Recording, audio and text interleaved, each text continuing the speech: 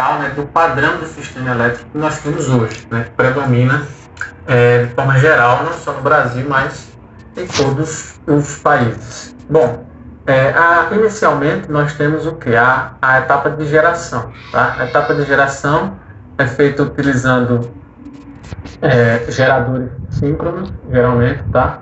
Em corrente alternada, e aí a tensão de geração ela geralmente varia entre 6,9 kV e 25 kV, tá? Então a tensão é relativamente baixa, tá?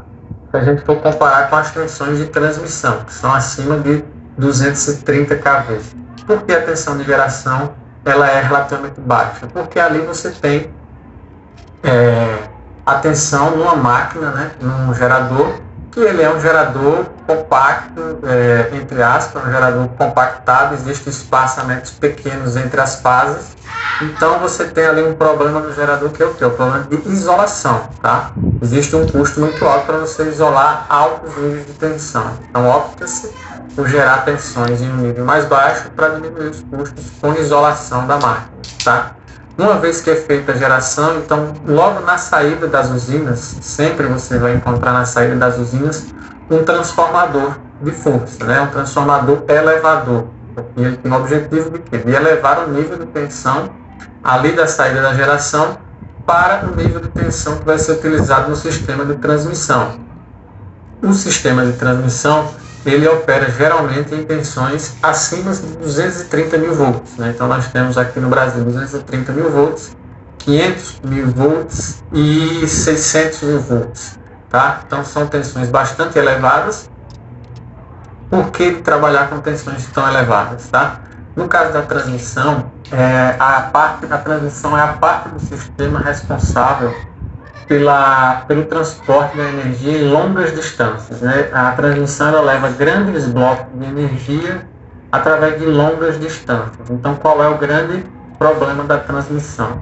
São as perdas de energia. Tá? Então, se você trabalhar com uma tensão muito baixa no sistema de transmissão, você vai ter uma corrente elevada, consequentemente, e a corrente elevada você vai precisar de condutores com a seção transversal muito elevada para poder transmitir aquela corrente elétrica, né? Para ter capacidade de condução de corrente nesses valores. E aí você aumenta o custo das estruturas, né? Você vai ter torres tendo que suportar um peso muito elevado de cabos, você aumenta o custo dos cabos e você aumenta o custo com as perdas. Então torna-se economicamente mais viável transmitir eletricidade em níveis de tensão mais elevada, tá? E aí você pode ter consumidores que vão se conectar nesse nível de tensão, né? Grandes consumidores industriais, eles podem acessar esse nível de tensão, mas esses consumidores eles vão ter que ter internamente outros transformadores para poder reduzir a tensão a níveis adequados ao funcionamento de máquinas elétricas, tá?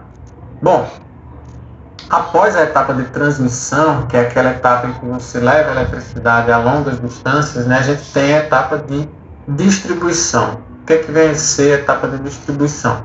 Ela também consiste no transporte da eletricidade, mas em distâncias menores. Né? Então, por exemplo, na transmissão eu vou transmitir energia lá da região norte, que está sendo gerada pelas usinas na região norte, até a região sudeste do Brasil, por exemplo. Essa é a etapa de transmissão.